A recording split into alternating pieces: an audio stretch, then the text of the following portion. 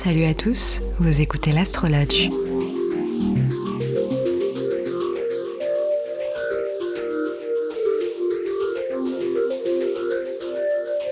Dans l'épisode du jour, je reçois Nicolas, que je qualifierais de l'homme de l'ombre, et je pense qu'il serait d'accord avec ça. Il y a différentes catégories de personnes dans la vie comme en astrologie. Il y a ceux qui aiment irradier, briller et crier au monde très haut, très fort, ce qu'ils sont, ce qu'ils font, ce qu'ils ont envie de réaliser. Il y a les autres, ceux de l'hémisphère nord, du fond du ciel, ceux de minuit, qui sont plus à l'aise dans l'ombre, qui sont plus à l'aise derrière un appareil photo, derrière une guitare, un clavier, derrière un ordinateur ou une tablette graphique. Des personnes qui aiment s'exprimer autrement qu'en disant « voilà ce que je suis, voilà ce que je fais et voilà ce que je deviendrai ». Nicolas fait partie de cette deuxième catégorie de personnes, celles qui ne montrent rien et qui nécessitent de creuser. Je pourrais presque le comparer à un gâteau surprise, une piñata, un truc auquel on ne s'attend pas. C'est quelqu'un de surprenant, et son thème astral le dit bien. Beaucoup de signes de terre et de feu, beaucoup de bêtes à cornes, Capricorne, Bélier, Taureau. Et quand on y regarde de plus près, on s'aperçoit que tous ces signes bêtes à cornes chez lui sont situés dans des maisons qui parlent de sensibilité, qui parlent de l'autre, qui parlent de générosité, si ce n'est d'hypersensibilité. Alors aujourd'hui, Nicolas va nous parler de sa vision de la vie, que je trouve très singulière. En tout cas, ce qui est sûr, c'est que s'il y a bien un homme de l'ombre pour ce podcast, c'est lui. Lui qui m'a tant soutenu, encouragé, pour ne pas dire supporté. Lui qui a pensé à l'identité sonore et visuelle de ce podcast, qui a suivi mes nombreux up and down concernant ce projet, qui m'a écouté, conseillé, remotivé quand je ne l'étais plus du tout, et surtout celui qui placera toujours les valeurs avant la réussite, la personne la plus entière que j'ai jamais rencontrée. Et avec Nicolas, les faux semblants n'existent pas. Il est aussi la preuve humaine qu'on peut vivre le plus dur et devenir le meilleur. On va parler de l'énergie du Capricorne, il n'est pas toujours facile à accepter pour lui, de l'énergie de la lune en bélier, de l'ascendant vierge, et de la maison 4 et de la maison 7, très présente chez lui, qui parle de famille, de foyer, de racines, et de l'autre, du partenaire. C'est parti pour 1 heure d'introspection avec l'une des personnes les plus importantes de ma vie. J'espère que l'épisode vous plaira. N'oubliez pas de vous abonner à ce podcast si c'est possible et si vous avez la verve facile, n'hésitez pas non plus à mettre un petit commentaire, voire une note si votre plateforme d'écoute le permet. Je vous souhaite un excellent dimanche, une excellente semaine. Bonne écoute.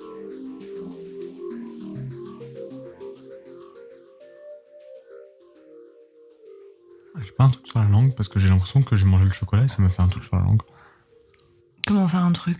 Ça me pique maintenant. Ça te pique la langue ? Ça me pique la langue. Ça me pique la langue. Putain, la petite aloe vera litchi. Attends, c'est la surprise, t'es pas censé le savoir. La petite aloe vera, ouais, ça... Allez, vas-y, c'est parti. Bon, avant de commencer, je vais t'offrir ta boisson, parce que je t'ai acheté une boisson pour ce podcast où, tu sais, la tradition, c'est qu'on boit toujours un coup. Ouais. Bon, évidemment, la première boisson qui m'est venue en tête pour toi, c'est un café, latte avoine. Ouais. Plus un... Ouais, ou un café ouais, filtre, ou voilà, ouais. mais un café, parce que t'es un peu Mister Café. C'est quand même toi qui m'as appris à boire du bon café et tout. Merci. Mais il est 17h35, on a envie de dormir de ce soir parce que demain on se lève super tôt. Du coup, je me suis rabattue sur cette boisson qui est une boisson avec des morceaux d'aloe vera dedans et goût litchi. Ah, merci. Voilà. J'adore en plus. Il faut bien la secouer avant de la boire. Je te laisse shaker.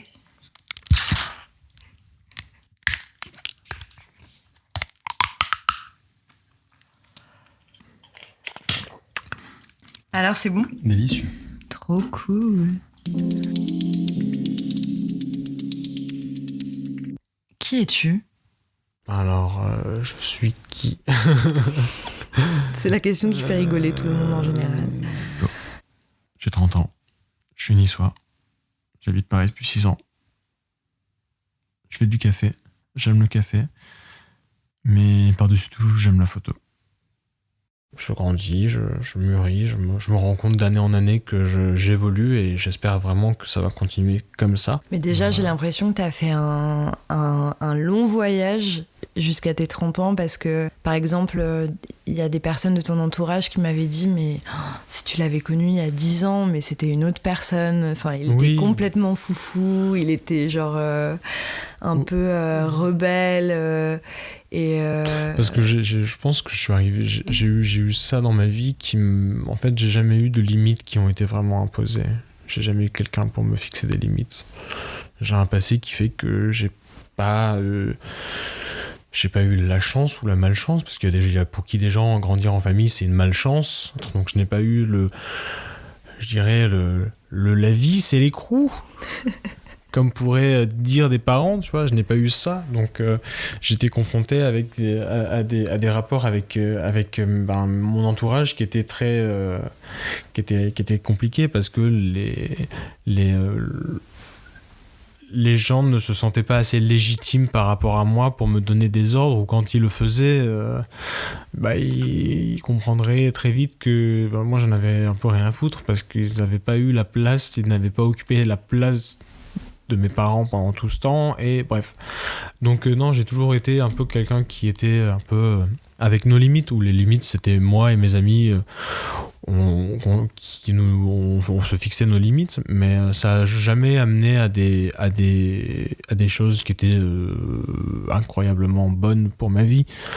Donc jusqu'au jour où j'ai décidé de partir m'installer à Paris, de quitter le sud de la France, d'abandonner un peu tout le monde, un peu ma vie, mon passé, tout ça, pour essayer de renaître de tout ça et d'être quelqu'un de meilleur. C'est quoi ton lodge à toi ? Ton endroit préféré pour regarder le ciel et les étoiles ? Mon lodge à moi, je l'ai découvert il n'y a pas si longtemps que ça. En fait, quand j'étais petit, j'aimais bien monter dans les arbres ou monter dans une cabane en bois qui avait dans le jardin, bref. Et j'aimais bien ça et j'ai toujours aimé être en hauteur. Comme les chats. Ouais. Exactement. L'un des endroits que je préfère le plus au monde pour regarder les étoiles, ce serait sur un toit à Fès, dans la Médina, sur un toit, sur une chaise longue en plastique, en train de fumer un gros zat de marocain. Genre, j'avais pensé à la même chose. C'est juste ça, parce que c'est un moment que genre sur le coup quand on est parti, toi et moi, au Maroc, c'est un moment que j'aimais vraiment. C'était juste, tu passes ta journée à observer les gens, la ville, une culture que tu connais pas, à sentir des odeurs, tout ça, donc ton cerveau est genre juste tu collapses à la fin de la journée parce que t'as tellement envie de voir des choses et que t'en vois tellement que t'as pas un moment où tu vas respirer, t'as envie de prendre en photo tout ce qui passe, des fois tu vas acheter bref, c'est vraiment pour moi qui vraiment a le cerveau qui marche non-stop, c'est un truc que j'avais pas le temps. Et je me rappelle que quand on mangeait le soir et qu'on rentrait, c'était un plaisir de contempler le ciel, parce que c'est pas tu regardes, c'est genre tu contemples à quel point c'est immense, et tu prends conscience que en fait la vie que tu mènes, c'est un défi de ouf d'être vivant, de respirer, d'être parmi cette masse dans le monde où qu'on est, d'essayer de juste avoir la tête hors de l'eau, tu vois. Et rien que ça, je trouve que c'est un défi ultime. Et juste en regardant le ciel et les étoiles, ça me fait juste vraiment redescendre sur terre en me disant ouais, la vie elle est pas rose pour tout le monde. Des fois c'est dur, des fois mais on est là, on a cette chance-là, et je pense que c'est un combat qui mérite d'être c'est pas vraiment un combat, mais c'est quelque chose qui mérite d'être vécu comme un combat, parce que la vie c'est beau, mais c'est pas que ça aussi, tu vois. Donc oui, mon lodge à moi, c'est une terrasse à Fès. Si je te dis bête à cornes, Qu'est-ce que ça t'évoque? Est-ce que ça te ramène à quelque chose dans ta personnalité, ton caractère? Ouais. Borné, têtu, fonceur. Parce que peut-être que justement, j'ai l'impression d'avoir des cornes qui me protègent, donc je peux rentrer dans les murs et tout casser sans penser aux conséquences. Donc tu te reconnais dans cette description un peu bête à cornes. Ouais. Capricorne, ascendant Vierge, Lune en Bélier, Mars en Taureau. En astrologie, tu es une pure bête à cornes. Ouais. Un mélange de terre et un mélange de feu. Intéressant. Pour commencer, je vais essayer de te décrire, de te dire comment moi je te vois, en quelques mots, pour que nos auditeurs puissent se projeter avec toi. Et ensuite, toi, tu me diras comment tu vois ton caractère, mais les premiers mots qui me viennent pour parler de toi, c'est débrouillard, nerveux, plein d'énergie, Ouais. protecteur, Absolument. toujours là pour rendre service. Tu es très fiable. En fait, toujours peut-être pas, mais j'essaie quand même. J'essaie un minimum. Quand j'ai un engagement, j'essaie de m'y tenir. Mais des fois, j'ai juste pas envie. Parce que, voilà. Mais ouais, quand je peux rendre service, je le fais 2 fois plutôt qu'une. Et au-delà de ça, ouais, ce côté hyper aimant envers les gens que tu considères et hyper impliqué, et aussi un côté rêveur et aventurier. Ah, j'ai oublié, soupe au lait, un peu lunatique et passionné. Je te trouve très passionné. Comment tu te décrirais, toi? Je pense que à la base, je suis quelqu'un d'assez solitaire. Je sais pas si mon thème astral... Absolument, et on va y venir juste après. Ok, donc je suis assez curieux de savoir ce que dit mon thème astral. Après, non, je suis quelqu'un d'assez solitaire. J'aime... Je me suis créé mon petit monde et puis je fais avec depuis maintenant tant d'années et j'ai du mal à partager ça avec mon entourage. Je ne sais pas pourquoi. Je ne sais pas si c'est le jugement ou justement au contraire quand je me suis émancipé. Peut-être qu'à ce moment-là, je me suis dit que je devais rien à personne et que de toute manière, mais j'ai toujours gardé les choses pour moi. J'ai du mal à partager les choses avec mon entourage. Après, oui, je suis je suis assez lunatique, ça c'est vrai. C'est vrai. Il y a des jours avec, il y a des jours sans. Et c'est vrai que j'ai tendance à avoir quand même pas mal de sautes d'humeur, assez impulsif, assez parfois colérique. Enfin, ça arrive. Mais ouais, c'est ce qui fait ce côté-là de toi. C'est ce qui fait que t'es chiant, mais que t'es hyper attachant aussi. Ouais. Parce que t'as ces mauvais côtés-là, mais voilà, au moins on les connaît. Et à la fois, t'as un côté hyper attachant, et même quand on te connaît très bien, même ces côtés-là, au final, sont un peu attachants, je trouve. Oui, comme tu dis, en fait, je pense que je suis attachant avec les gens pour lesquels je suis attaché.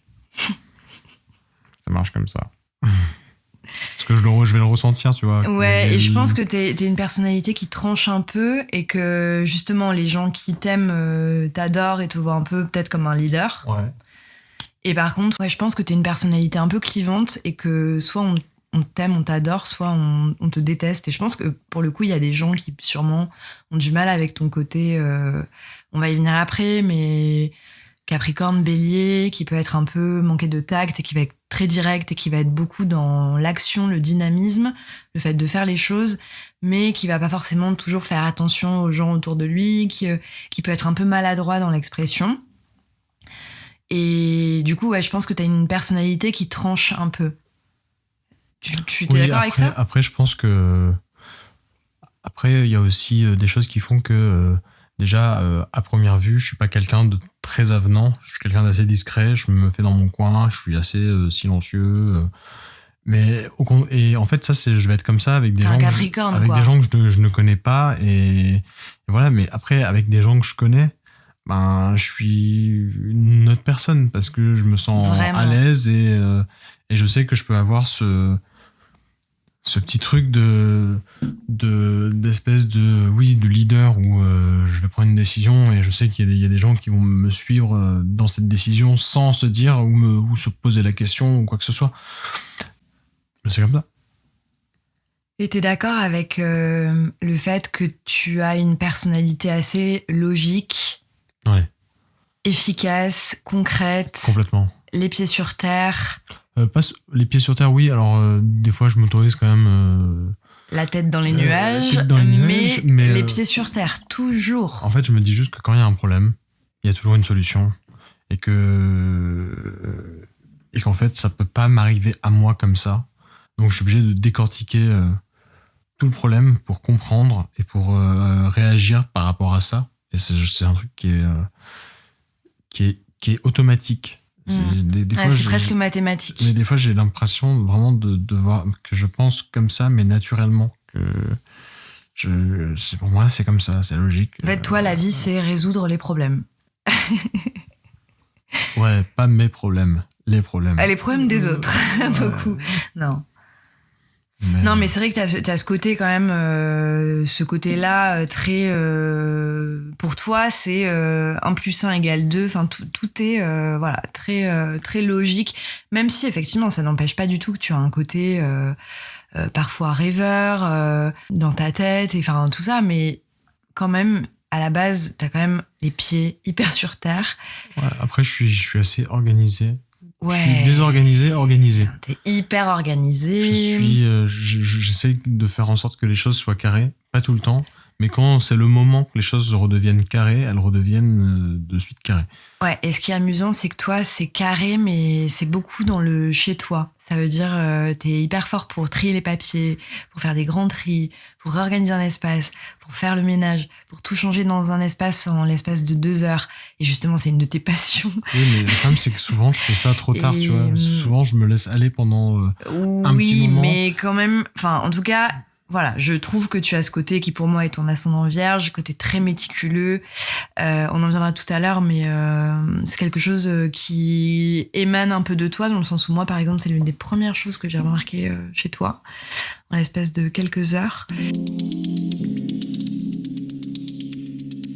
Toutes ces choses-là, c'est des choses de signes de terre. Donc, tu sais, en astrologie, il y a 4 éléments. L'air, la terre, le feu et l'eau. Et la terre, c'est le concret, la construction. Parfois, ça parle d'ambition, ça parle aussi de sécurité. Et en l'occurrence, donc pour le Capricorne, qui est ton signe solaire, ça va aussi parler d'une certaine... une petite... Tu disais tout à l'heure qu'au premier abord, t'étais pas très avenant. Souvent, l'énergie Capricorne, c'est une énergie qui est discrète, qui est pas forcément tournée vers les autres, en tout cas, et qui peut être un peu froide et distante. Donc voilà, pour moi, tu as beaucoup les traits de caractère, les caractéristiques des signes de terre, avec ton ascendant vierge et ce côté méticuleux, discret, sérieux, et qui a besoin de choses solides, et qui a besoin qui n'aime pas se perdre dans les futilités. Pour toi, la vie doit avoir un certain sens, et ce sens passe par les possessions, par la construction, par la solidité, par le sérieux. Enfin, je sais que c'est des principes qui te parlent et qui sont extrêmement relatifs au Capricorne et à la Vierge. D'ailleurs, c'est rigolo parce qu'une fois, je t'avais demandé quelle était ta planète préférée, comme ça, instinctivement, sans forcément connaître toutes leurs caractéristiques, en tout cas en astrologie. Tu m'avais répondu Saturne, qui est la planète du Capricorne. Toi, tu te sens en accord avec cette énergie Capricorne ? Oui. De toute manière, depuis que je suis enfant, j'ai toujours entendu, de toute manière, c'est un Capricorne. Il n'y a rien à faire. Ça ira mieux quand tu vieilliras. Exactement. Donc, ça fait 30 ans. Parce que voilà, le Capricorne, c'est un signe qui est difficile à vivre, surtout dans l'enfance, parce que c'est un signe qui est très mature et qui a justement une manière de penser qui n'est pas du tout adaptée au monde des enfants, par exemple. Et bref, et oui, il y a un petit caractère quand même. Ouais, adulte. Après, j'ai eu des choses dans ma vie qui m'ont fait grandir un peu plus tôt que prévu. Mais c'est vrai que j'ai ces souvenirs d'enfance où ma grand-mère disait qu'il n'y avait rien à faire parce que j'étais un Capricorne et que ça serait comme ça et voilà. Mais c'est la seule image que j'ai du Capricorne. Je vois pas ça comme un signe cool. Alors, c'est pas le signe le plus populaire, on va pas se mentir, tout simplement parce que c'est pas le signe le plus sociable en fait. C'est un signe qui, oui, comme tu le dis, tu es solitaire, tu mènes ta barque et ça c'est comme ça quand on te connaît et puis t'es un électron libre, t'aimes pas être affilié à des gens, enfin. Ouais, je prends des décisions. En fait, j'ai énormément de considération pour les gens qui m'entourent, mais j'aime vraiment tous les gens que j'ai choisi d'avoir dans ma vie. C'est une dévotion, parfois invisible, mais c'est un truc que je sais à l'intérieur que de moi, que toutes les personnes que j'ai, il y a quelque chose qui fait que j'ai un lien, une espèce de lien sacré et que je pourrais limite pas changer parce que les choses peuvent mal se passer par moment. Et en fait, ce lien magique me fait juste réfléchir à pourquoi ça s'est mal passé, tu vois, et ça me fait me remettre en question sur pas mal de choses. Tout ça pour dire que je me reconnais dans mon signe et il y a des aspects de mon signe qui peuvent me faire peur.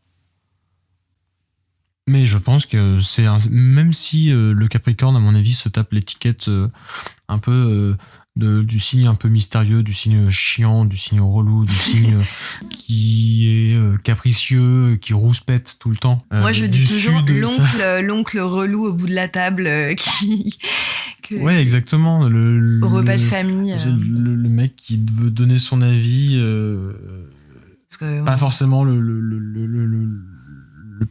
mieux, mais... Pas le mieux, mais disons qu'il va manquer de tact, qu'il va être un peu rude et qui va être...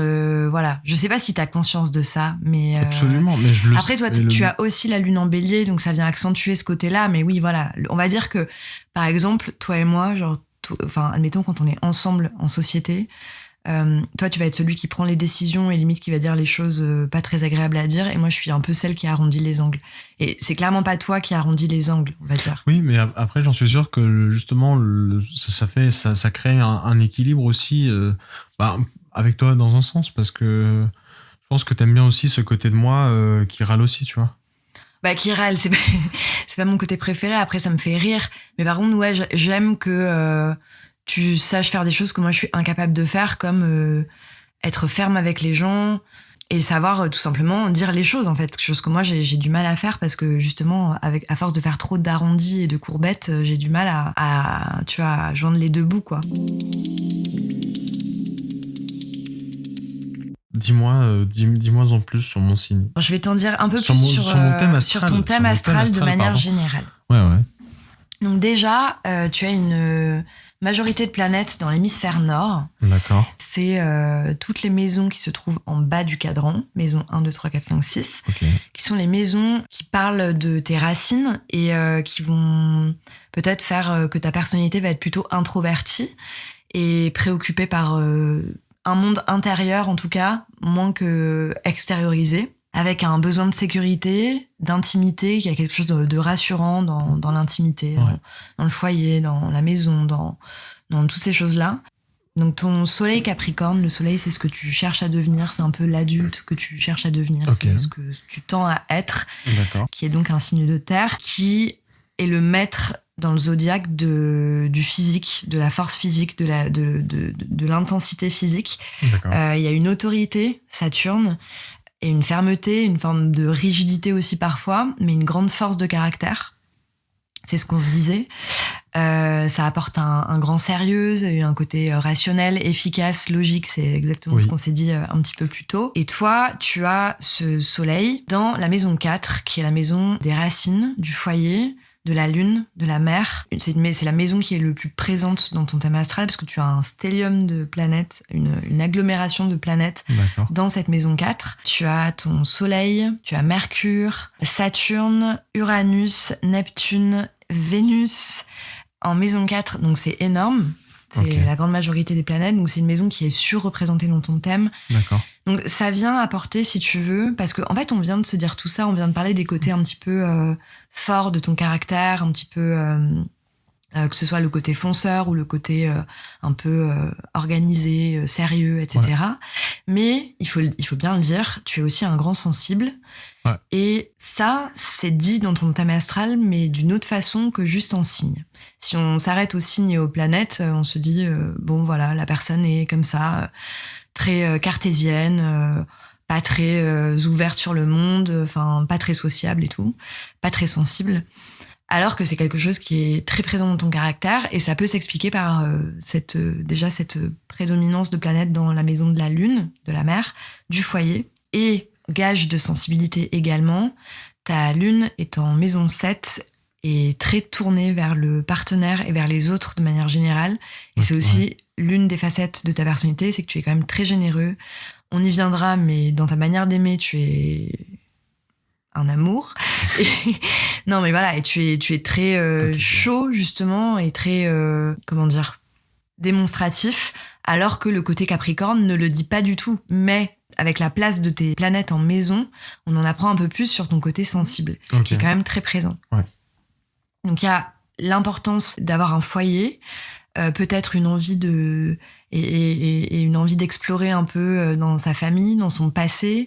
Les racines sont super importantes. Il y a aussi, avec le soleil comme ça en maison 4, un besoin assez fréquent dans la vie de déménager et de changer toute la décoration intérieure de son endroit, par exemple, ou de changer complètement d'environnement. Ouais, mais c'est vrai, parce que je peux pas me dire que je m'installe quelque part et je vais finir mes jours ici, par exemple. Et aussi, je pense que la décoration, c'est fait pour ça. Je pense que quand on est chez soi et qu'on en a marre que sa table, elle soit ici, à cet endroit, et de la regarder tous les jours, et en fait, juste la changer de temps en temps de place, ben, ça fait du bien, ça... Ah bah ça, tu le sais, hein, parce que toi, c'est toutes les semaines. Toutes les semaines, il y a la moitié de l'appart change et c'est génial. Ouais, j'aime bien trouver une nouvelle place aux objets, définir l'espace d'une pièce différemment, selon les saisons, selon plein de choses. Je trouve que c'est aussi ça, se sentir chez soi. Ouais, carrément. Carrément. Mais ouais.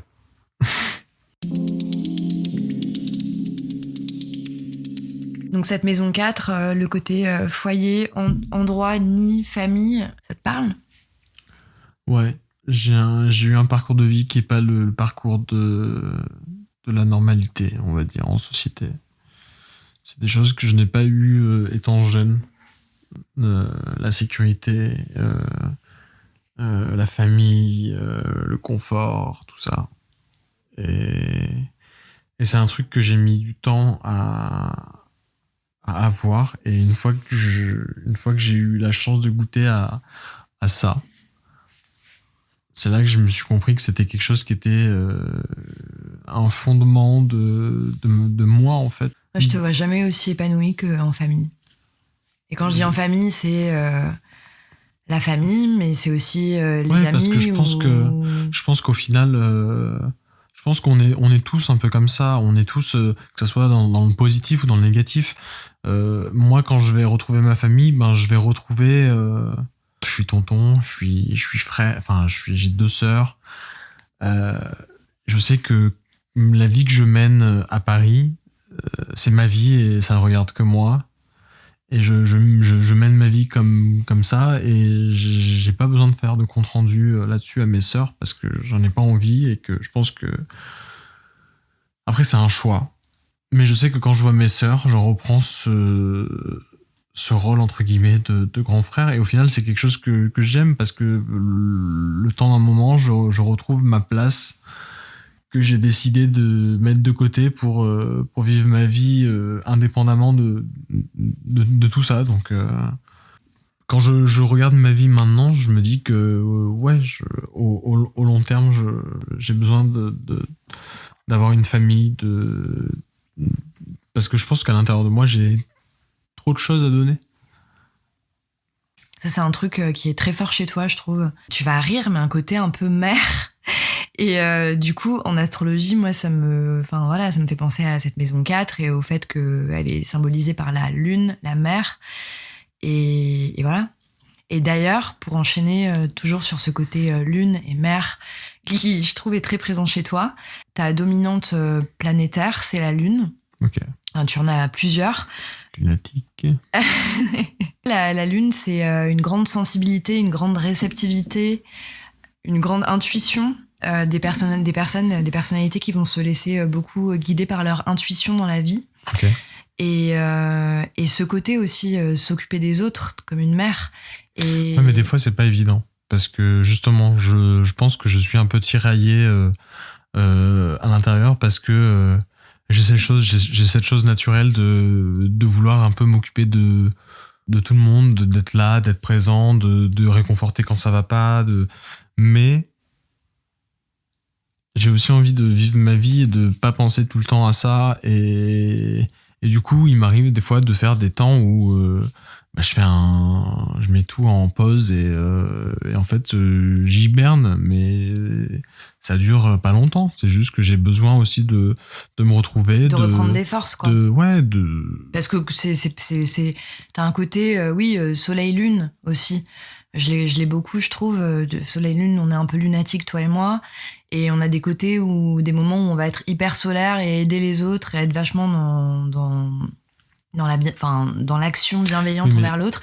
Et des moments où on a besoin de se retrouver tout seul et de reprendre un peu des énergies et des forces intérieures.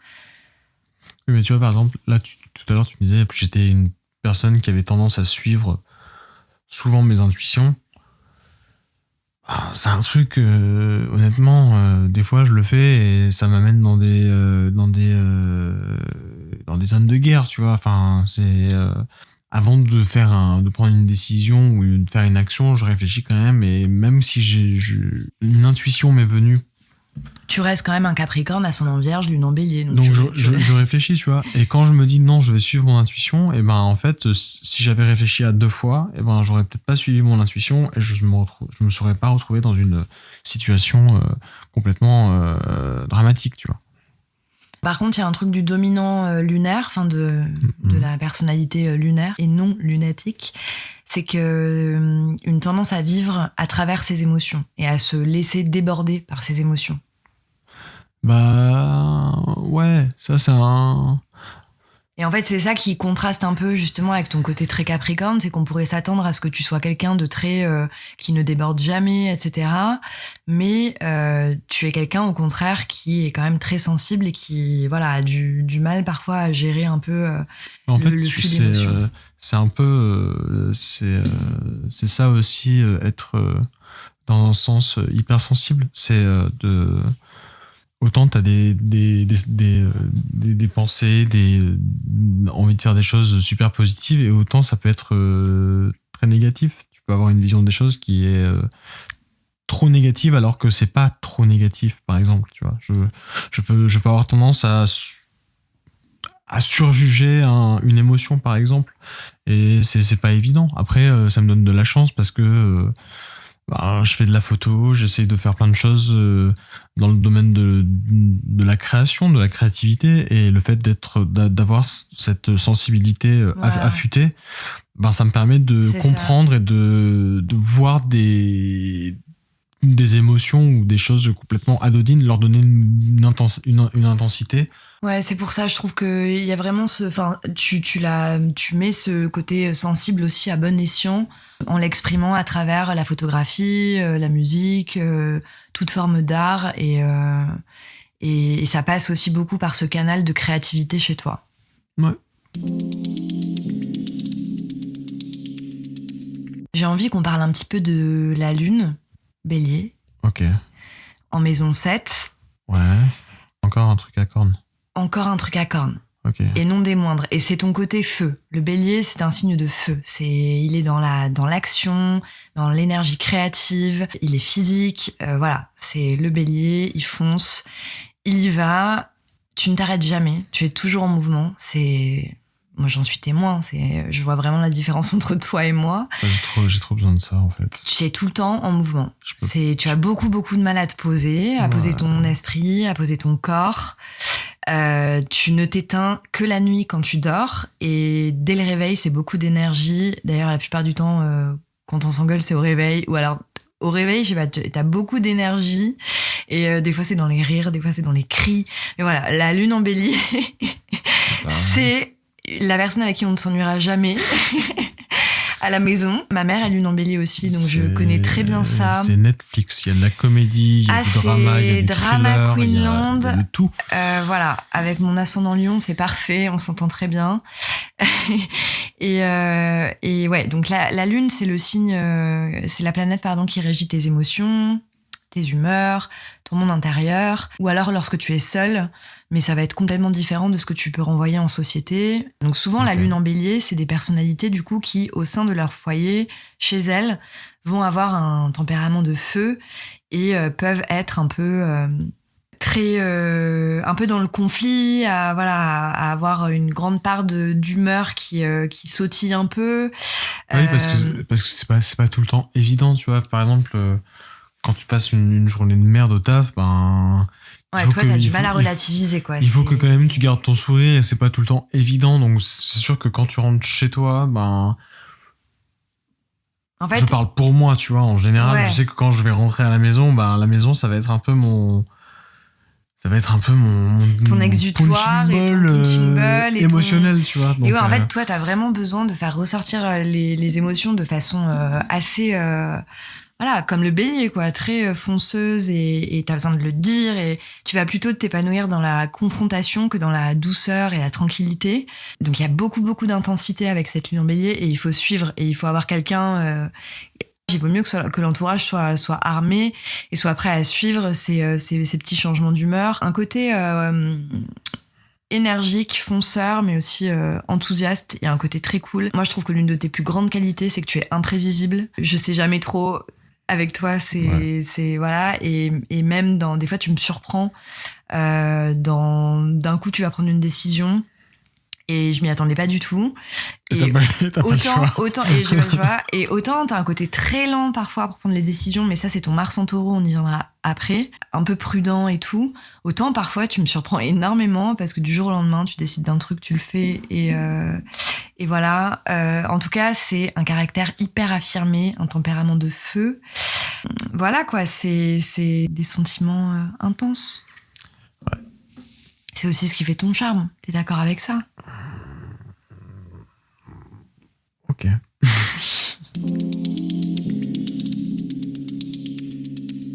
Et ce qui est marrant, c'est que cette lune dont je viens de parler, qui est en bélier, donc dans un côté très fonceur affirmé, est située dans la maison 7, qui est analogique au signe de la balance et de Vénus. Donc c'est une position qui accentue énormément la part émotionnelle de la lune. Donc c'est là où il va y avoir une ambivalence entre ta lune en bélier très fonceuse, très directe, très impulsive, et le fait qu'elle soit placée dans la maison de la douceur, de l'harmonie, du partenaire, de l'autre. La relation affective, sentimentale, va être hyper importante pour les personnes qui ont ce placement, qui va avoir besoin d'une relation affective avec un effet miroir, peut-être, qui va avoir besoin de s'épanouir, en tout cas là-dedans, au travers du couple, qui a beaucoup d'empathie, qui est de très bons conseils, notamment pour son partenaire ou pour les gens dont il est proche. Et voilà, la relation amoureuse est importante pour la personne et elle va facilement s'épanouir là-dedans. Complètement d'accord. Ouais. Et pour autant, on en discutait hier, je te disais que ça pouvait être une position qui parlait de chercher une mère de substitution dans la partenaire, mais au final, tu me disais que toi, c'était pas le cas et que... Non, c'est moi la même.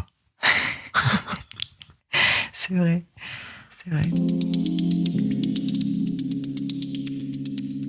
Mercure, la planète de la communication, c'est l'une de tes dominantes parce qu'elle est maître de ton ascendant Vierge. Ok, j'ai toujours vu Mercure comme une planète négative. C'est vrai ? Ouais. Ah, c'est drôle. C'est la planète de l'esprit et de la communication. Ouais, c'est pour ça que je l'aime pas. Et de l'échange. C'est pour ça que je l'aime pas. C'est vrai ? Ouais. C'est ton petit côté Capricorne qui parle. Bah, elle est en Capricorne, elle est conjointe à ton soleil, elle est très forte chez toi. C'est un esprit qui fonctionne de façon assez minutieuse, assez calculée, assez préparée. C'est exactement ce qu'on se disait avant, avec un potentiel scientifique et mathématique assez fort. Bon, toi, t'as fait un bac L, mais t'as quand même un esprit, comme on le disait, qui est très logique, pragmatique, mathématique. Ouais. Et ça donne aussi des aptitudes musicales, figure-toi.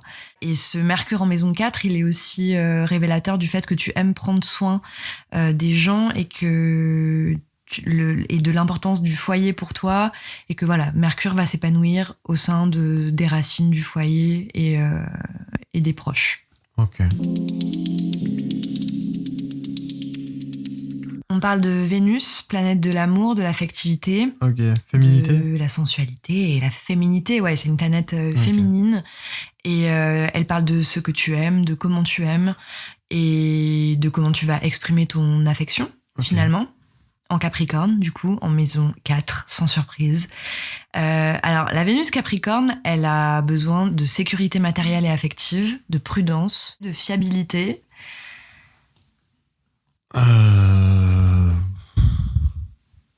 Ouais. Ouais, oui. Dans un sens. Dans un sens, mais après, tout le monde, oui, je pense que... Mais avec le temps, je me détache de ça, j'ai l'impression. Après, tu prends l'amour très au sérieux, je pense. Oui, absolument. Tu ne badines pas avec l'amour. Non, pas du tout, non. Mais oui, en fait, on verra juste après parce qu'elle est placée en maison 4, donc ça vient énormément contraster et adoucir ce côté-là. Justement, on en a discuté hier, donc on a un peu triché. Mais je disais que je te reconnaissais pas trop dans cette Vénus qui, du coup, qui a une énorme maîtrise affective, qui va pas trop être démonstrative, qui va être très sérieuse, qui va avoir besoin d'un partenaire très sobre, sérieux. Bon, c'est pas trop ce que je suis. Donc j'étais un peu, je m'interrogeais un peu là-dessus, même si je sais que t'as quand même besoin de sérieux et que voilà, tu prends ça au sérieux, la relation.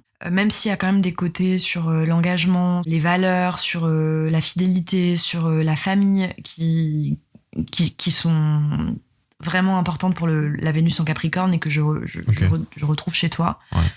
Arrête-moi si je me trompe. Mmh. Et artistiquement, c'est une Vénus qui va te faire aimer la pierre, l'architecture, la sculpture, tout ce qui touche aussi à la nature. Ouais. J'ai envie de te dire oui et non. Ouais. Qu'est-ce que t'aimes en art ? J'aime l'art contemporain. J'aime aussi les grandes œuvres classiques de la peinture, de la sculpture. Enfin, j'aime en général, j'aime quasiment tout, mais j'ai un péché un péché mignon pour tout ce qui est impressionnisme abstrait. Du coup, ouais, j'aime l'abstrait. Bah, tu vois. Mais j'aime aussi les choses. Enfin, c'est pour faire simple, j'aime l'esthétisme. J'essaye de trouver une esthétique à tout. Tu es très esthète. Et ça, c'est quelque chose que j'ai pas dit sur le Capricorne. C'est que c'est quelqu'un qui est très esthète, qui a vraiment cet art du beau aussi et beaucoup de goût. Et pour qui, en tout cas, c'est quelque chose que le Capricorne va apprécier aussi dans l'art ou même chez les gens Ouais. et qui va l'attirer. Donc, cette Vénus Capricorne, elle est située en maison 4, en analogique au signe du Cancer et de la Lune. Et c'est un peu l'inverse de ce qu'on vient de se dire au final, parce qu'elle a un grand besoin de confort et de sécurité, une importance de la famille, de la maison, de la douceur, de l'harmonie dans le foyer, la nécessité d'avoir des bases paisibles et au contraire très chaleureux. Et moi, je te reconnais beaucoup plus là-dedans que dans le côté Capricorne, très, pas très démonstratif et tout. Au contraire, je trouve que t'as, comme on l'a dit, cet amour du fait de faire de ton endroit, de ton appartement, parce que c'est quand un même endroit c'est quand même un peu le reflet propice à l'amour. de toi, tu vois. Enfin, je pense que t'aimes forcément te dire, ben j'aime parce que les choses sont là à tel endroit, j'aime cette plante parce que elle est là à tel endroit, Et puis toi, t'as un sens du détail qui est hyper aiguisé. Ouais, mais et c'est pas un sens du détail, c'est genre je suis complètement maniaque, tu vois. C'est ton encore, Non, mais c'est vraiment, c'est le côté méticuleux de ton ascendant vierge déjà. Et même dans cette Vénus en maison 4, vraiment le besoin de vraiment d'avoir que tout soit calculé en fait dans l'intérieur. Et c'est vrai que c'est fou parce que on vit ensemble, toi et moi, et je te vois au quotidien passer 10-15 minutes à dépoussiérer un petit endroit ou juste à essayer d'arranger une petite partie de la pièce avec un souci du détail. Et enfin, moi, ça me fait toujours rire parce que j'ai pas du tout ce souci du détail comme tu le sais, et je suis hyper bordélique. Et on est hyper différents là-dessus. Ouais. Donc... C'est pour ça que des fois, c'est dur pour moi parce que je peux avoir ce côté, genre justement, peut-être Capricorne, à avoir tendance à vouloir dire les choses et pas passer par 4 chemins en les disant. Ouais, Bélier aussi. Et justement, moi, j'ai ce côté un peu maniaque et ben, le fait qu'on habite ensemble maintenant, depuis peu, il y a des choses que j'ai du mal. Mais c'est pas parce que genre ça me rend dingue, c'est juste parce que j'ai été tellement habitué à vivre dans ma zone de confort à moi et de gérer les choses à ma manière que des fois j'ai du mal à canaliser les choses que je peux trouver désordonnées chez toi. Et en fait, je devrais pas être comme ça, je devrais juste les accepter et justement peut-être passer dans ton ombre et ranger un truc que t'as laissé moisir sous la table ou je ne sais. Mais non, mais tout ça pour dire que... Abuse pas. En plus, le pire, c'est que bizarrement, il y a des moments où aussi toi, t'es hyper désordonné. Parce que j'ai trop besoin. Voilà. Parce que j'ai trop besoin. Sinon, je serais là à me dire, putain, il faut que je mette ça là, comme ça. Non, j'ai trop besoin de me dire, non, j'ai la flemme de faire la vaisselle ce soir, je la ferai demain, et puis basta. Et puis... Le détail, les doigts de fée. Les doigts de fée. Mars. Tu veux qu'on parle de Mars ? Ça me donne envie de manger du chocolat. Mars. Tu veux manger du lapin ? Du chocolat ? Je vais aller en chercher après, ouais. Tu connais Mars un petit peu, la planète ? Est-ce que tu sais sur quoi elle va nous renseigner en astro ? Alors, absolument pas. Je sais qu'en ce moment, on a des projets, l'humanité a pour projet de conquérir Mars. Mais je ne sais rien tu ne sais rien par rapport à Mars. De Mars. Est-ce que Mars, oui, peut-être que j'ai des effluves d'astrologie du soir que tu lisais. J'ai des cours d'astrologie du soir. Non, Mars, c'est une planète un peu négative, une planète lente. Non. Non. Okay. Non. C'est alors là où t'as pas tort, c'est que moi qui suis vénusienne, Balance, je l'associerais à une planète négative, mais c'est pas du tout une planète négative. Okay. C'est une planète rapide.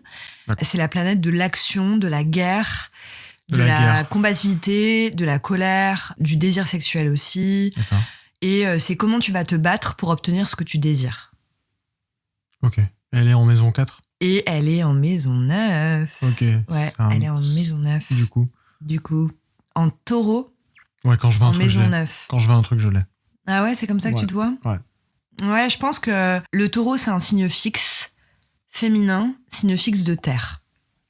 Et c'est des énergies qui sont très canalisées, qui donnent des personnalités persévérantes, tenaces, patientes, lentes, attachées à la durabilité, à la stabilité. Donc, dans une action, théoriquement, le Mars en taureau, il va réfléchir, il va laisser mûrir sa réflexion, il va mettre du temps à y aller, mais par contre, une fois qu'il y va, il est lancé, on ne l'arrête plus. Voilà sa réputation. Mais il a quand même cette réputation de lenteur. Est-ce que t'es OK avec ce... Est-ce que toi, tu te... Ouais, je suis quelqu'un de lent.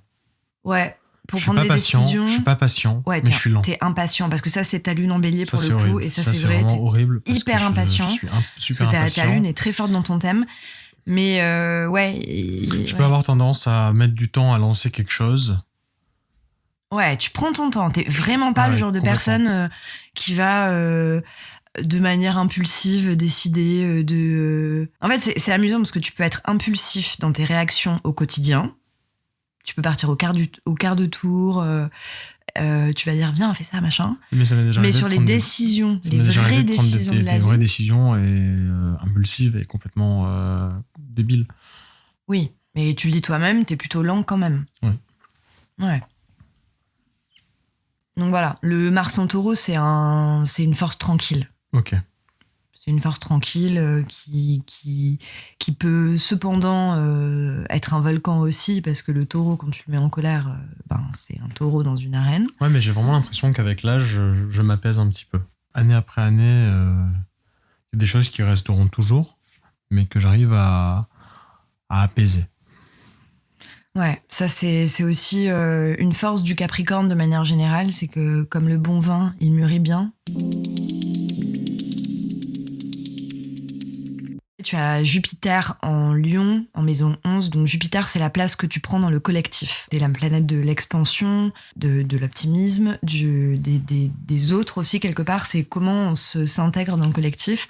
Et Jupiter est en Lion chez toi. Et cette position, en plus en maison 11, vient montrer un autre aspect de ta personnalité qui est que je pense que que les relations amicales, sociales, les contacts extérieurs, c'est quelque chose d'important pour toi. Ouais, complètement. Enfin, moi, mes amis, c'est un peu ma famille, quoi. Même si t'es très solitaire et indépendant, c'est là où c'est l'une des... Ah, mais je trouve pas mes mots aujourd'hui, c'est pénible. C'est là où c'est l'une des nuances avec ton côté solitaire du Capricorne, indépendant du Bélier. Et là, pour le coup, Jupiter en Lion, il y a un côté avoir besoin quand même de voir du monde et d'être ancré dans un truc collectif. Et je sais que c'est quelque chose qui t'anime aussi, même dans ta manière de t'affirmer dans ton quartier. Donc tu peux peut-être aussi nous parler de... Je travaille dans un quartier de Paris entre Couronne et Parmentier. Tout est tranquille. Les gens se connaissent.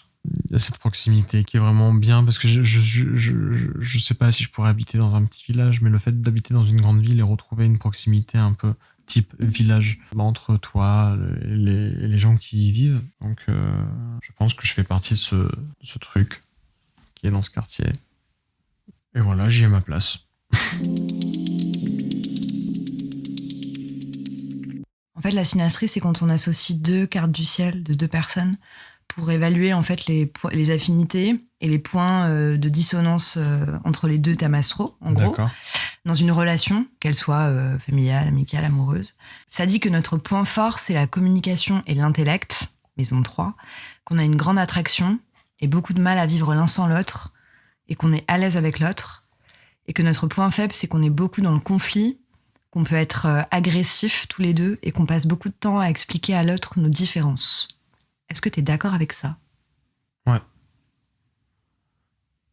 Ouais, c'est vrai. On a des désaccords, mais on trouve tout le temps le moyen de se réaccorder sur des choses.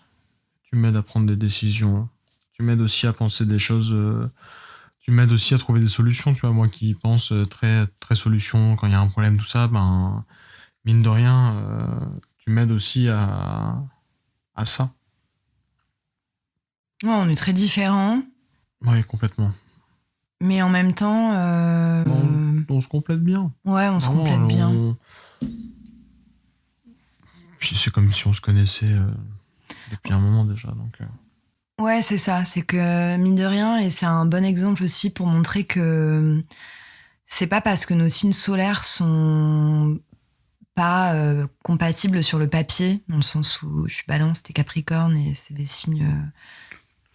qui sont pas réputés pour matcher de fou. Okay. Et qu'en fait, le placement de nos autres planètes montre une grande complémentarité et ressemblance parfois entre toi et moi, qui crée ce truc assez marrant. Et au final, même si on est très différents, on arrive très bien à communiquer et à faire comprendre les choses et voilà, après, effectivement, comme le dit notre Synastrie, il y a aussi il y a du conflit. Et on est comme ça, on est tous les deux des personnes qui s'affirment dans l'agressivité souvent et dans l'impulsivité. Mais ça, c'est parce que j'ai le sang chaud, tu vois, donc... mais je sais qu'au final, tu me fais penser aussi autrement parce que t'as ce truc sur moi où tu peux me faire réfléchir à après, tu vois. Même si c'est après. Il vaut mieux que ça soit réfléchi après que pas du tout réfléchi. Exactement. Et le conflit apporte de l'expérience aussi, tu vois. Ouais, voilà. Quand tu as géré un conflit, les choses un deuxième, sont un troisième, dites et voilà, il y a pas de choses cachées et tout. Après, je sais pas, on n'a pas vraiment parlé de mon moi vraiment très profond, tu vois, où j'ai quand même un peu de manque de confiance en moi dans plein d'aspects de ma vie, que ce soit dans le travail, que ce soit dans les choses que je fais, que je pense, que je dis, tu vois. Il y a des choses qui sont des fois très dures pour moi et je fais subir ça à tout le monde et des fois c'est un peu horrible. On n'a pas parlé du fait que des fois je peux être complètement déprimé, avoir le moral dans les chaussettes et des fois c'est difficile aussi. Et est-ce que mon signe, mon thème astral parle de tout ça?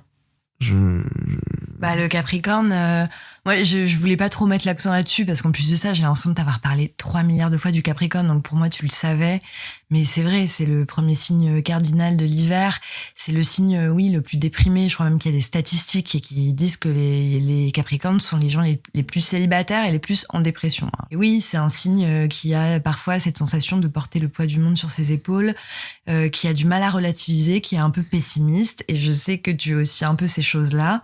J'avais pas spécialement envie de mettre le doigt là-dessus parce que c'est des mauvais côtés du Capricorne, en tout cas des côtés qui gagnent à s'améliorer. Moi, je connais des Capricornes dans ma famille. Mon grand-père et mon oncle sont Capricornes. J'ai toujours entendu dire c'était des gros casse-couilles au début, pendant des années. Et en fait, en vieillissant, ils se sont assagis, ils sont devenus un peu moins pessimistes, ou en tout cas, ils ont tourné ça en humour noir. Que toi, d'ailleurs, tu as un peu, un humour qui est un peu cynique et qui est plutôt un humour... parce qu'au final, il vaut mieux rigoler de ça. Voilà, c'est ça. Et de mes états d'âme que... Ça, tu as beaucoup d'états d'âme et c'est quelque chose qui fait effectivement un peu partie du Capricorne, de cette énergie, de début de l'hiver, quoi. Oui. C'est pour ça que tu préfères le soleil. Exactement. Tu vois. Le soleil. Que le soleil.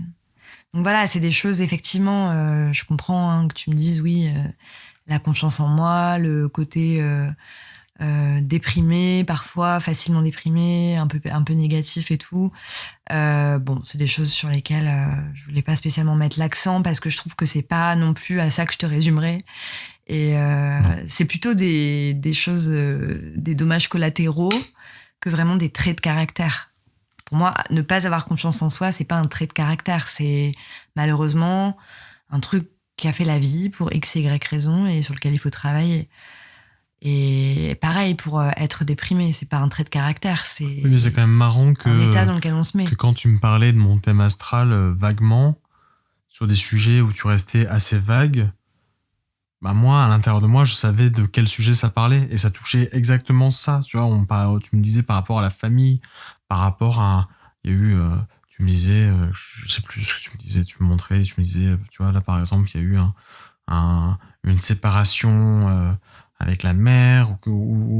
Et en fait, oui, tu vois, j'ai eu ça et c'est dur de... C'est dur de se dire que dès ta naissance, c'était écrit, limite. Parce que mon thème astral, il a été fait à partir de mon heure et mon jour de naissance. Donc ça veut dire que si les étoiles, à ce moment-là, pouvaient déjà imaginer que je pouvais avoir quelque chose dans la famille, tu vois, c'est là où je me dis, c'est intéressant parce que ça peut aussi, si je le vois comme ça, je le vois pas comme une religion et je crois pas en tout et en rien. Je suis assez cartésien comme personne, tu le sais. On l'aura compris. Non, mais tu le sais, mais je m'autorise de temps en temps je m'autorise... Des petites folies. Non, je m'autorise de temps en temps le droit de me dire que y a des choses que peut-être qu'on n'a pas... On peut pas expliquer mais ou rationaliser, tu vois. Là où vraiment, l'astrologie ne peut pas prédire des choses, ne peut pas prédire la mort. Non, mais pas prédire. Après, il y a des prédispositions, effectivement. Et en fait, toi, l'aspect dont tu parles, et dont je t'avais parlé quand j'avais fait ton thème astral, c'est que tu as le soleil carré à la lune. Et en fait, la lune, c'est l'énergie féminine, c'est la femme, la mère. Et le soleil, c'est une énergie masculine, c'est l'homme, le père, même si c'est aussi Saturne.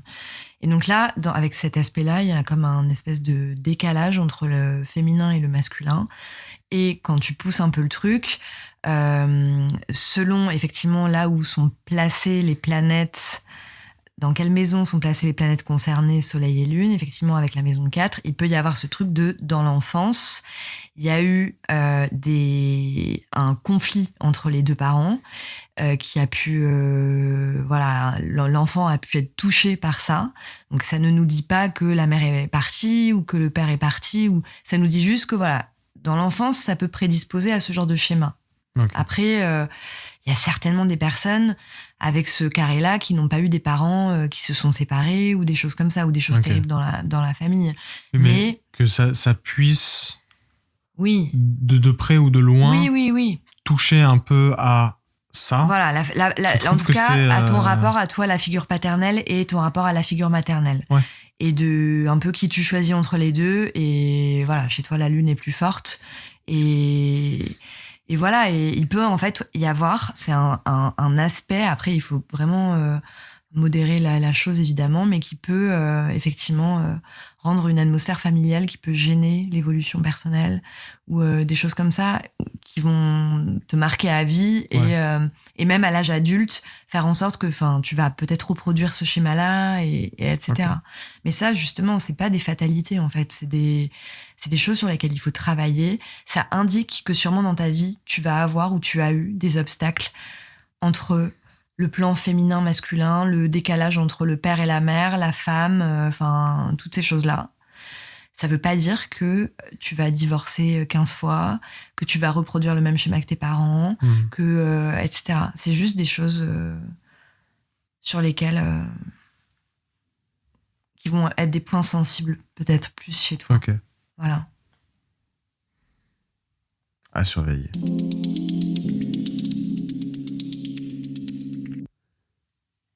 J'ai eu l'envie de participer dans un premier temps de loin, dans l'ombre, et dans un deuxième temps me livrer sans me livrer.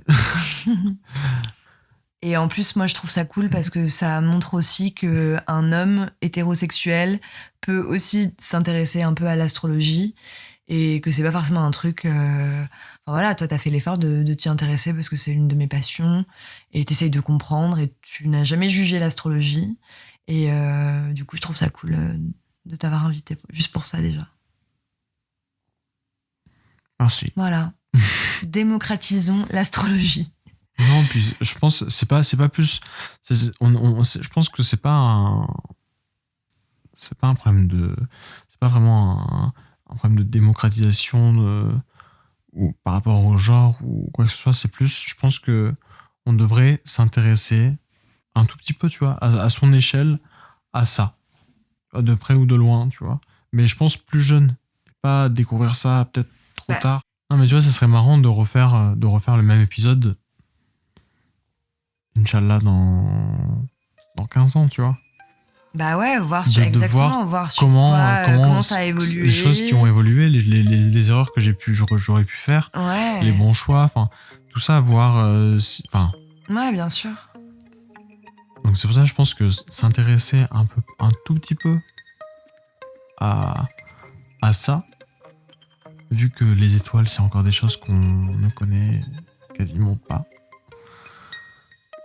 Se baser sur quelque chose qui est dans un sens très abstrait, mais aussi dans un autre sens très scientifique, tu vois. On parle d'étoiles, de systèmes solaires, on parle de planètes, on parle puis de... toi, tu as vu les tableaux qu'il y a dans les bouquins et tout. Donc c'est pour ça que je pense pas que les gens devraient s'intéresser tous à tout ce que ça englobe, en tout cas, à tout ce que ça en la profondeur. Aller consulter un astrologue ou parler à quelqu'un qui s'y intéresse pour essayer de ou écouter un podcast sur l'astro. Ouais, écouter un podcast sur l'astro carrément et le faire soi-même. Merci Nico. Merci mon cœur.